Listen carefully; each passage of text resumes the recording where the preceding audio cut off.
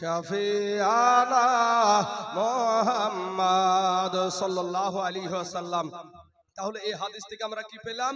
যে পুরা দুনিয়াটাকে আমাদের নবী তার হাতের তালুর মতো দেখতেই থাকবে। তাহলে বাবা আপনারা কি অবস্থায় আছে, কারা বাজারে কি করছে, এটাও কিন্তু আমার নবী আল্লাহর দেওয়া শক্তিতে দেখে। জোরে বলেন সুবহানাল্লাহ।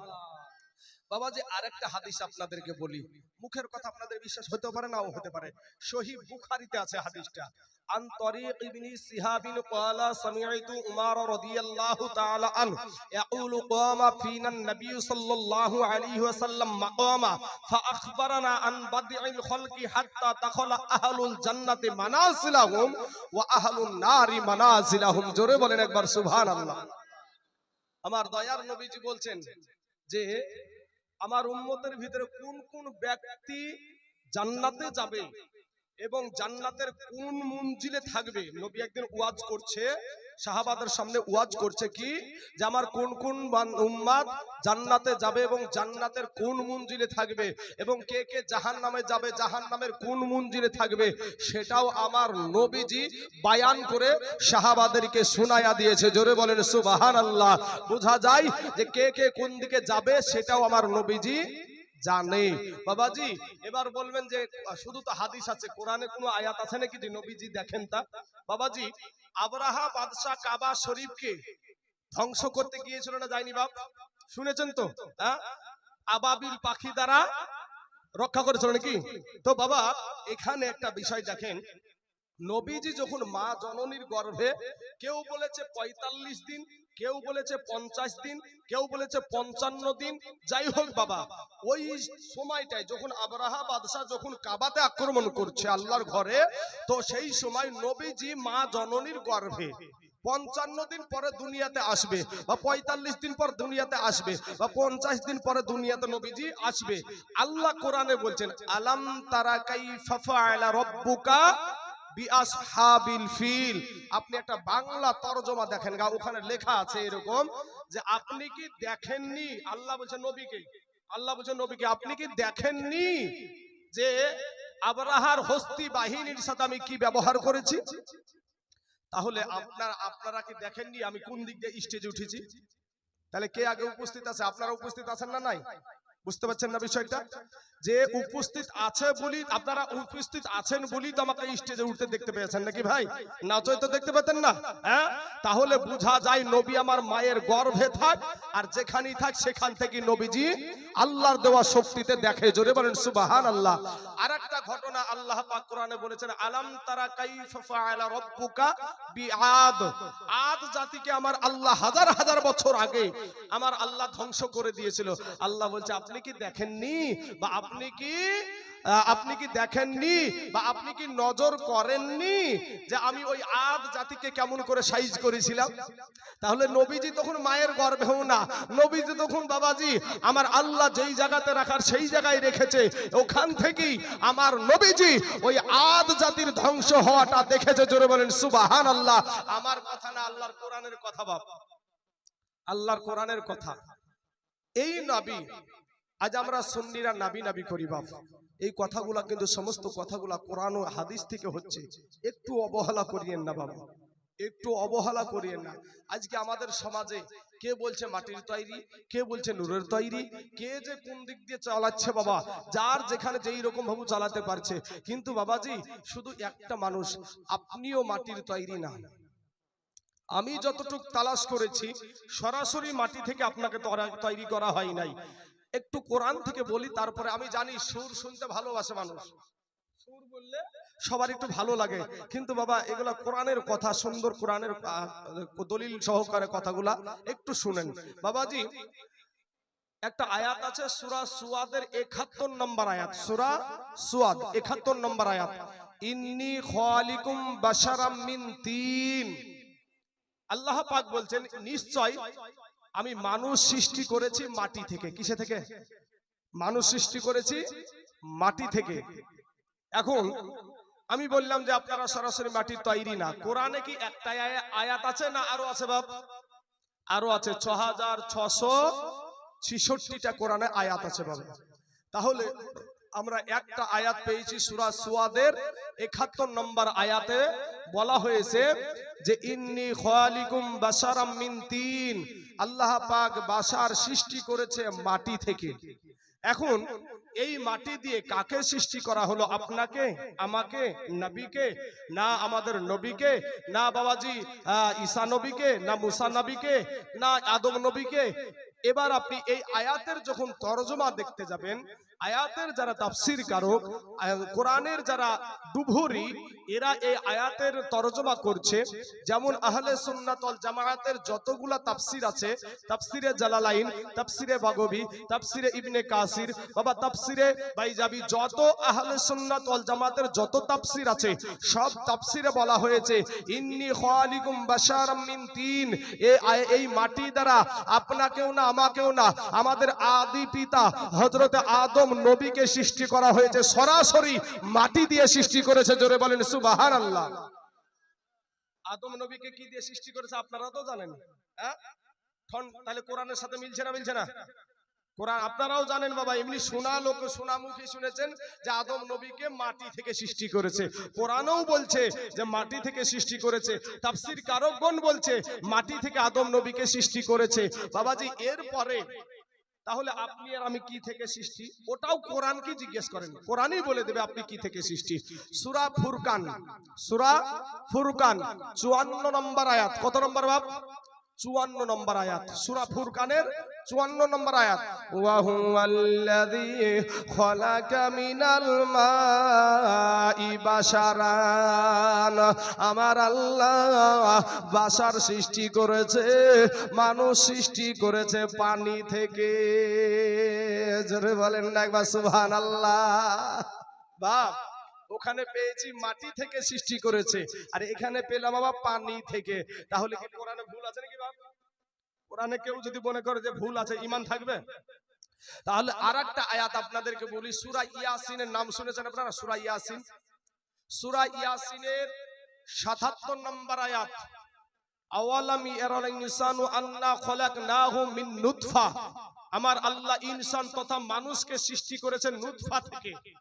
সূরা আলাক, খলাকাল ইনসানা মিন আলাক, আমার আল্লাহ পাক মানুষকে সৃষ্টি করেছে আলাক থেকে। এখন বাবাজি আপনারা শুধু ঢালাও ভাবে মাটি আর মাটি, মাটি আর মাটি বলবেন, তাহলে মিনহা খলাকনাকুম ওয়া ফিহা নুঈদুকুম ওয়া মিনহা নুখরিজুকুম তারাতান উখরা। এই আয়াতের তাফসীর আমাদের চাইতে নবীজির যে চাচাতো ভাই তাফসীরে আব্বাস, উনার চাইতে কি আমরা কোরআন বেশি বুঝি বাপ? উনার চাইতে আমরা ওই তাফসীরে বলা হয়েছে যে মিনহা আই মিনাল আরদ খলাকনা, ইহা দ্বারা এই মাটি দ্বারা, আবাকুম অর্থাৎ তোমাদেরকে, মানে তোমাদের বাবা আদমকে এই মাটি দ্বারা তোমাদের বাবা আদমকে সৃষ্টি করা হয়েছে। জোরে বলেন সুবহানাল্লাহ। তাহলে ওই আয়াতের তাফসীর কে করেছে? তাফসীরে আব্বাস। হ্যাঁ, নবীর যুগের যে তাফসীর, সেই তাফসীরে বলা হয়েছে যে মিনহা খলাকনাকুম ওয়া মিনহা খলাকনাকুম, এই মাটি দিয়ে তোমাদেরকে সৃষ্টি করার অর্থ হলো যে তোমাদের বাবা আদম নবীকে সৃষ্টি করা হয়েছে। জোরে বলেন সুবহানাল্লাহ। বুঝলে বাপ? বুঝ পাতা, না বুঝলে তেজ পাতা, বুঝলে বুঝ, না বুঝলে তরমুজ বাপ। বাবাজি আমার সোনা মানিকের, আমার ভাই জানেরা। তো এবার কোরআনে বলা হলো যে মানুষকে সৃষ্টি করা হয়েছে পানি থেকে, মাটি থেকে, নুতফা থেকে, আলাক থেকে। চারটি জিনিস পেয়েছি। এবার বাবাজি আপনি বৈজ্ঞানিককে জিজ্ঞেস করেন, বৈজ্ঞানিক যারা, এই বৈজ্ঞানিক রিসার্চ করে বলছে যে মানুষ সৃষ্টি হলো মা বাপের শুক্রাণু আর ডিম্বাণু থেকে সৃষ্টি। এখানে কোন জেনারেল ভাই যদি শিক্ষিত থাকে তাকে জিজ্ঞেস করেন, আমার কথার সাথে যদি না মিলে হয় জিভেটা কাটিয়ে দিয়ে আমাকে বাড়ি পাঠিয়ে দেন, এখান থেকে আর কালো পুরো জাল সাজাতে দেন। মিথ্যা কথা বললে কেন আপনারা জানেন বাবাজি আমার সোনা মানিকেরা? তাহলে কোরআনে ওই যে বৈজ্ঞানিক যে কথাটা বললো, যে বলছে বৈজ্ঞানিক বলছে যে মা বাপের শুক্রাণু আর ডিম্বাণু থেকে মানুষ সৃষ্টি। কোরআন ওই পানিটা কি বলা হয়েছে? শুক্রাণু ওই যে বললাম যে আল্লাহ পাক মানুষ সৃষ্টি করেছে পানি থেকে, নুতফা থেকে, আলাক থেকে। এই নুতফা আর আলাক আর এই পানি, এই তিনোটা জিনিস বাবা একটাই জিনিস, যেটা কি বলা হয় লাউ, ওটা কি বলা হয় কধু। লাউ কধু একই জিনিস না গো? হ্যাঁ, একই জিনিস। তো এই তিনোটা জিনিস হলো একই জিনিস। আপনি আমি আপনার বাবা মায়ের শুক্রাণু আর ডিম্বাণু থেকে আপনি আমি সৃষ্টি। মা বাপের নাপাক পানি দ্বারা সৃষ্টি, মা বাপের দুর্গন্ধময় পানি দিয়ে আপনি আমি সৃষ্টি, লাফিয়ে পড়া পানি দ্বারা আপনি আমি সৃষ্টি, কিন্তু মাটি দ্বারা না। মাটি দ্বারা হলো আদম নবী। বাবাজি শোনা, এবার বলেন যে ঈসা নবী তো বাবাই ছিল না, উনি এবার কিসের সৃষ্টি? ঈসা নবীর বাবাই ছিল না। সূরা মারিয়মকে জিজ্ঞেস করেন, সূরা মারিয়ম বলে দেবে। কোরআনে মারিয়ম সূরা আছে না নাই হুজুর? হ্যাঁ, ওই মারিয়ম সূরাতে বলা হয়েছে যে জিবরাইল আলাইহিস সালাম আসলেন, আসার পরে মা মারিয়মকে বললেন তুমি হা করো, মুখটা খুলতে বলছে। বলে কেন? বলে তোমার ভিতরে সন্তান দেওয়া হবে। বলে আমার তো বিবাহ হয় নাই, আর যদি আমার পেটে সন্তান আসে তাহলে তোমাকে কলঙ্কিনী বলবে। বলে মানুষ কি বললো তা দেখে লাভ নাই, আল্লাহ যেটা চাই সেটাতে তুমি খুশি না বেজার? বলে আল্লাহ যেটা চাই সেটাতে আমি খুশি। অতএব কি করলেন? মুখ খুলে দিলেন, অমনি জিবরাইল ফু দিলেন, অর্থাৎ বাহ্যিক দৃষ্টিতে ফু দ্বারা আর ডাইরেক্ট রূহ দ্বারা আমাদের ঈসা নবী সৃষ্টি। জোরে বলেন সুবহানাল্লাহ। বাবাজি তাহলে একটা পেলাম পানির তৈরি, নুতফার তৈরি, আর একটা পেলাম মাটির তৈরি, একটা পেলাম ডাইরেক্ট রূহ থেকে সৃষ্টি। আর একটা বলি আপনাদেরকে, আপনারাও জানেন এটা, মা হাওয়া কিসে থেকে সৃষ্টি করেছিল আল্লাহ? বাম দিকটা নরম, আদম নবীর বাম দিকটা নরম বাঁকা হাড্ডি থেকে সৃষ্টি করেছিল। হ্যাঁ মুসলমান বাবাজি আমার ভাই জানেরা, এবার আপনাদেরকে কিন্তু যখন আপনি এভাবে দলিল দিবেন তখন আপনাকে কি বলবে জানেন? তারা আবার যুক্তি দেখাবে। কি যুক্তি? অনেকে যুক্তি দেখাবে যে মাটিতে ধান লাগাইলাম, কি লাগাইলাম? ধান লাগানোর পরে ধানটা হলো যখন, তখন ধান থেকে কি হয়? চাল হয়, চাল থেকে কি হয়? ভাত হয়। এই ভাত মানুষের পেটে গেল, আর পেটে যাওয়ার পরে ভাতটা হজম হওয়ার পরে ওটা রক্ত হলো, আর রক্ত থেকে আবার বীর্য তৈরি হলো। ওই বীর্য নারীর পেটে গেল, আর নারীর পেটে যাওয়ার পরে সন্তান জন্ম নিল। তাহলে মাটিই তো হলো। যুক্তি বুঝতে পারছেন না? কত বড় যুক্তি দেখেন, যে ধান লাগাইছে মাটিতে, ওখান থেকে চাল হলো, ওখান থেকে আবার ভাত হলো, ভাত থেকে ভাত খাওয়ার পরে রক্ত হলো, ওই রক্ত যাই কি হলো? বীর্য হলো। তাহলে মাটি তো হলো। বেটাকে বলবেন তাহলে ভাই এটা তোর যুক্তি না আল্লাহর যুক্তি? তখন বেটার মুখে আর কোনো কথা আসবে না। আমার নবী পাক সাহেবে লাউলাক সম্পর্কে আর দুইটা একটা কোরআনের আয়াত আর একটা হাদিস বলবো বাবাজি শোনা। আল্লাহর কোরআনে বলা হয়েছে অদজাআকুম মিনাল্লাহি নূরুন ওয়া কিতাবুম মুবিন, আল্লাহর তরফ থেকে আমাদের কাছে একটি নূর এবং একটি কিতাব এসেছে। নূরটা হলো তাফসিরে জালালাইনে লিখছেন যে নূর ইয়ানি নূর দ্বারা মুরাদ হলো মুহাম্মাদুর রাসূলুল্লাহ সাল্লাল্লাহু আলাইহি ওয়াসাল্লাম। অতএব বাবাজি তাফসিরে জালালাইন, যে তাফসিরে জালালাইন যিনি লিখেছেন সেই বাবা জালালউদ্দিন সুয়ুতি রহমাতুল্লাহ আলাই, একটা নয় দুটো নয় 2 লক্ষ হাদিসের হাফেজ ছিলেন। জোরে বলেন সুবহানাল্লাহ। যাকে বলা হয় হাফিজুল হাদিস। কি বলা হয়? হাফিজুল হাদিস। বাবা হাফিজুল হাদিস হতে হলে কমসে কম 1 লক্ষ হাদিস মুখস্থ জানতে হবে।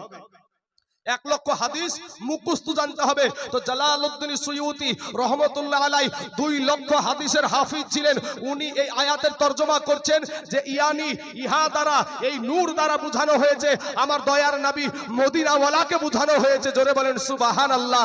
বাবাজি শোনা, এই জালালউদ্দিন সুয়ুতি কোন মানুষ? কে ইনি? বাবাজি আজকে ভারতবর্ষের জমিনে যত আপনার ভারতবর্ষের সরকারি যতগুলো হাই মাদ্রাসা আছে, সব হাই মাদ্রাসায় তিনার তাফসিরে জালালাইনকে আপনার গ্রহণযোগ্য কিতাব হিসাবে পড়ানো হয়। ও বাবাজি সেই তাফসিরকেও প্রাধান্য দেওয়া হয় না। মুসলমান বাবাজি আমার ভাই জানেরা, এরপরে তাই এই জালালউদ্দিন সুয়ুতি কোন জালালউদ্দিন শুনে নিন। বাবা জালালউদ্দিন সুয়ুতি 75 বার দেখিল নবীজি। জোরে বলেন সুবহানাল্লাহ। বাবা জালালউদ্দিন সুয়ুতি 75 বার দেখিল নবীজি। এতবার দেখিবার পরে তৃপ্তি তাহার হইল না। মদিনা মদিনা আশিক মুমিনের ঠিকানা। গজল পরে হবে বাবাজি। এবার একটা পেলেন কোরআন থেকে যে নূর দ্বারা বোঝানো হয়েছে আমার দয়ার নবীকে, তাই না? এবার দেখেন রোজে আজলে আমার নবী কিভাবে ছিল, রোজে আজলে কিভাবে ছিল সেটাও বলা হয়েছে। বাবা কিতাবটার নাম হলো দালাইলুন নবুয়াত। দালাইলুন নবুয়াত কিতাবটার যিনি রাইটার ওনার নাম হলো বাবাজি ইমাম বাইহাকি, যিনি বাবা একটা নয় দুটো নয় 4 লক্ষ হাদিসের গবেষক ছিলেন, 4 লক্ষ হাদিসের হাফিজ ছিলেন।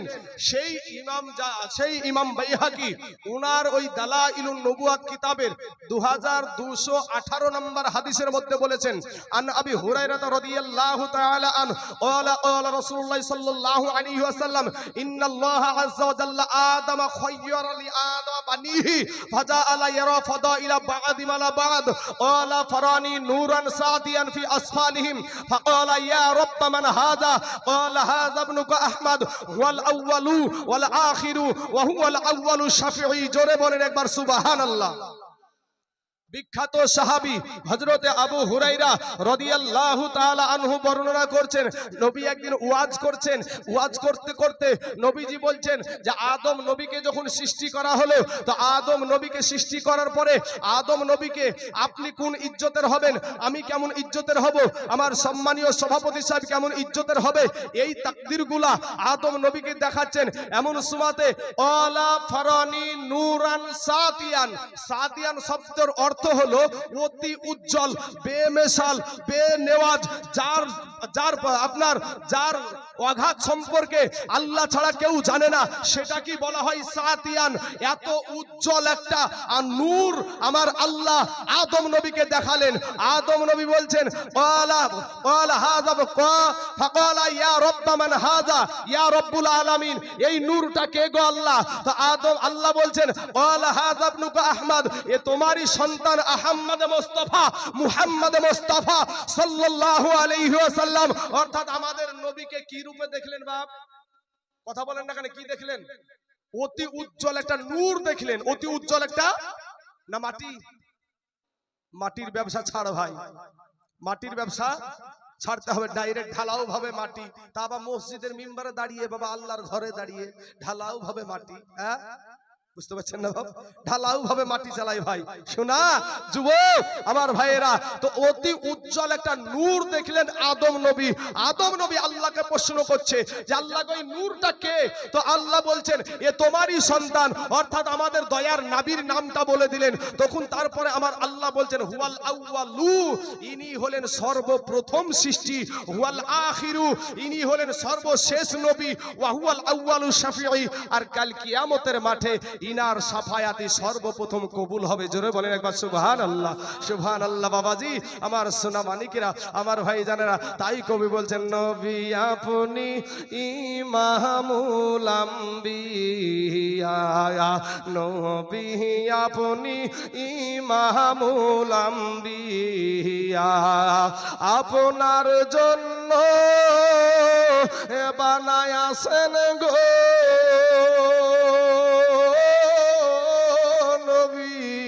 এই সারাটা দুনিয়া গো নবী, নবী আপনি ইমামুল আম্বিয়া, হাজের না হাজের গো নবী, সশরীরে জিন্দা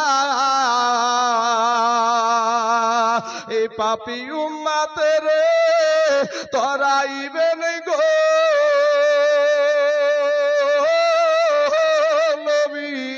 সাফায়াত করিয়া গো নবী, নবী আপনি ইমামুল আম্বিয়া।